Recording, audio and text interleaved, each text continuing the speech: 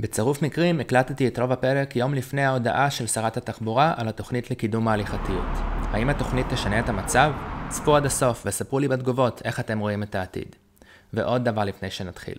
במקור הפרק כלל ביקור בשכונת גליל ים בהרצליה, אבל גיליתי שיש לי כל כך הרבה מה להגיד עליה, שהחלטתי להוציא את גליל ים לפרק נפרד, והוא יצא בעוד מספר ימים. ועכשיו לפרק. מכונית זאת הדרך הכי נוחה להגיע ממקום למקום. אתה יושב, אתה לא מתאמץ, שם את המוזיקה האהובה עליך, מכוון את המזגן לטמפרטורה האידיאלית, ומגיע מהחניון שלך ישר לחניון השני. למה שמישהו ירצה לעבור ממושב הנהג הנוח לתחבורה ציבורית והליכה, להתגבר על מכשולים על המדרכה, להתחמק מאופנועים, להמתין לאוטובוס כמו חיה לחודה באמצע כביש מהיר, וללכת דקות ארוכות בשמש או בגשם כדי להקיף גדרות או חומות? מצד שני, כחברה, מכוניות שמסיעות אדם אחד או שניים זאת הדרך הכי לא יעילה להגיע ממקום למקום. ולכן הדרך היחידה להקל על המשבר התחבורתי היא להקטין את התלות של רובנו ברכב פרטי. אז עם כל הנוחות של רכב פרטי, איך עושים את זה? הפתרון היחיד הוא שהאלטרנטיבות יהיו נוחות ומזמינות, לפחות כמו הנוחות של ישיבה באוטו. זה מאוד לא קל להשיג את זה, אבל כחברה אין לנו ברירה. בסרטון הזה אדבר על היבט אחד של האתגר הזה, של הליכה ברגל. נראה למה התכנון העירוני חייב לאפשר לנו להגיע ממקום למקום ברגל בלי סיבובים. איך עושים את זה ולמה הרבה מקומות בארץ נכשלים דווקא בזה. אגב, כשאני אומר הליכה ברגל, תחשבו גם תחבורה ציבורית. כל שימוש בתחבורה ציבורית דורש קצת הליכה ולפעמים הרבה הליכה, ולכן נוחות ההליכה זה הדבר הכי חשוב במערכת תחבורה. כשיושבים באוטו זה לא נורא שהדרך לא ישרה, והיא בדרך כלל לא ישרה. אנחנו אפילו בונים בכוונה מחלפים עם לולאות, ושכונות עם רחובות מעגליים מפותלים, או חד סטריים, או רחובות ללא מוצא. לעשות עיקוף קטן באוטו זאת לא הקרבה גדולה, כי כמה זה כבר מוסיף? חצי דקה? את ממילא יושבת בנוחות עם הטמפרטורה שבחרת, אבל עם הליכה ברגל זה לא עובד ככה. כל 100 מטר הליכה זה מורגש, זה משמעותי. וזה עוד יותר משמעותי, אם זה בשמש, או בעלייה, או לאורך כביש רועש ומזוהם, או אם קשה לך ללכת. לכן, אם אנחנו רוצים שאנשים יסכימו לעבור מהרכב הפרטי הנוח לאמצעים אחרים, כגון תחבורה ציבורית, אחד הדברים החשובים ביותר הוא שתוואי ההליכה ממקום למקום יהיה כמה שיותר קצר, כלומר כמה שיותר דומה לקו אווירי, ובמיוחד ההליכה לתחנות אוטובוס ורכבת. דרך מרכזית להשיג את זה היא רשת רחובות צפופה, גריד עם צומת כל כמה עשרות מטרים. רוצים לראות דוגמאות נפלאות לרשת? תסתכלו על שכונות שתוכננו לפני עידן המכונית. לדוגמה, במרכז ירושלים או בכרם התימנים בתל אביב, יש צומת כל 30-50 מטר. השכונות הראשונות מחוץ לחומות יפו ומחוץ לחומות ירושלים נבנו כדי ללכת בהן, כי לרוב האנשים רגליים זה כל מה שהיה. לרוב יש רשת טובה בערים שנבנו לפני קום המדינה. חדרה, רחובות, עפולה, באר שבע וכו'. וגם כשהרחובות למכוניות לא יוצרים רשת מושלמת, יש מעברי הולכי רגל שמשלימים את הרשת. המעברים מקצרים את ההליכה מרחוב לרחוב, וזה חשוב, כי גם אם המכוניות עושות עיקוף דרך רשת חד סטרית מורכבת, הולכי הרגל הולכים בדרך הקצרה ביותר.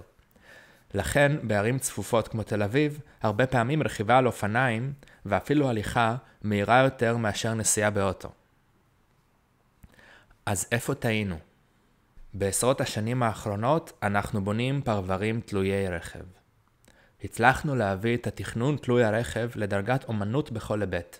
וגם בהיבט הזה, של קיצור מרחקי הליכה ממקום למקום, התכנון בארץ מוטה רכב ברמה מעוררת פליאה ממש. לפעמים קל ללכת בתוך השכונה, אבל כדי להגיע ממנה למקומות אחרים, צריך לעשות עיקופים ולחצות כבישים מפחידים. כבר עדיף אוטו. אספר לכם בסרטון הבא, שיצא עוד כמה ימים, על שכונת גליל ים הפסטורלית, שבנויה ממש קרוב לרכבת, אבל בגלל תכנון לקוי, ההליכה ממנה לרכבת לוקחת 20 דקות במקום 10 דקות. יש עוד המון דוגמאות, מכל עיר בארץ. דרכי הגישה לרוב תחנות הרכבת מתוכננות רק לרכב מנועי, לא רק כי התחנות רחוקות, גם כשהתחנות מספיק קרובות כדי להגיע ברגל או באופניים, הדרך מפותלת, רועשת, מסוכנת ולא נעימה. כמובן שהרבה פעמים זה גורם לאנשים לנסוע על הרכבת באוטו, או לוותר על תחבורה ציבורית בכלל. תראו את תחנת האוטובוס הזאת בירושלים. כמה זה נוח ומזמין להגיע לפה ברגל מהבניינים שממול. ככה מתכננים עיר דרך חלון של מכונית ממוזגת. ולמרות כל הבעיות, יש המון מקום לאופטימיות.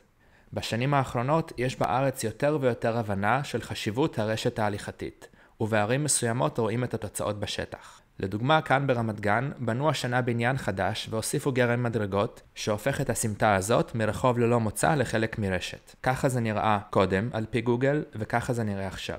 אגב, פרט טריוויה שגיליתי תוך כדי מחקר, לפני שנתיים שמה של הסמטה הזאת שונה מאל על לרועמר, ואז גילו שרועמר חשוד בעבירות מין, אז הולכים לשנות את השם שוב. ואגב, עדיין יש פה בעיה ברשת. ממש מול הסמטה יש מרכז מסחרי עם קופת חולים ובית כנסת, אבל אין מעבר חצייה. נכון, יש מעבר חצייה במעלה הרחוב, שמוסיף רק 100 מטר הליכה, אבל ספרו את זה לקשישה שבדרך לקופת החולים. ולפעמים יש מכשולים גדולים שקוטעים את הרשת, כמו נתיבי איילון. אבל כשבונים עיר טובה, שום מכשול הוא לא באמת תירוץ. בואו נראה דוגמה איך התגברו על מכשול כדי להשלים חיבור חסר ברשת. לפני שנבנה גשר יהודית מעל נתיבי איילון, זה היה סיוט להגיע משכונת מונטיפיורי לשכונת ביצרון. בואו ניקח מישהי שגרה בשדרות יהודית ועובדת במגדלי אלון. כדי להגיע ברגל לעבודה, היא הייתה צריכה לעשות את הדרך הארוכה והמאוד לא נעימה הזאת דרך מחלף השלום. הליכה של 15 דקות עם מעברי חצייה ממש מעצבנים ומסוכנים. אם היה לה אוטו וחניון בעבודה, ביום שרבי או גשום היא בטוח הייתה מוציאה את האוטו מהחנייה. אבל בזכות גשר יהודית, ההליכה התקצרה ל7 דקות, וההליכה גם הרבה יותר נעימה. עם מרחק הליכה כזה, צריך להיות פסיכי כדי להזיז את האוטו. מה גם שבאוטו עדיין צריך לעשות סיבוב דרך מחלף השלום. חשוב לציין, הגשר לא סתם מחבר בין שתי שכונות.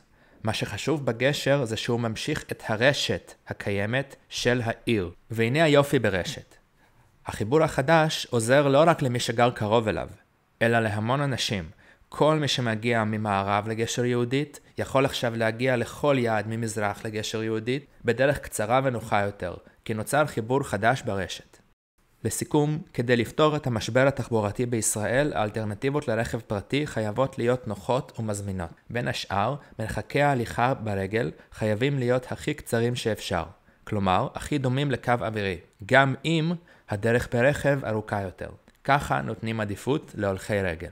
יש עוד הרבה מה לומר בנושא. גשרים להולכי רגל שדורשים טיפוס הם רעה חולה שדורשת סרטון נפרד. גם על קיצור מרחקים לאופניים אני מקווה לדבר מתישהו. על הרעיון המיושם במדינות מסוימות, אבל לצערי לא אצלנו, שרוב הרחובות החד-סטריים צריכים לאפשר תנועה דו-סטרית לאופניים כדי לקצר מרחקים. אז איך רשת הרחובות באזור שאתם גרים בו? האם אתם צריכים לעשות עיקופים ברגל?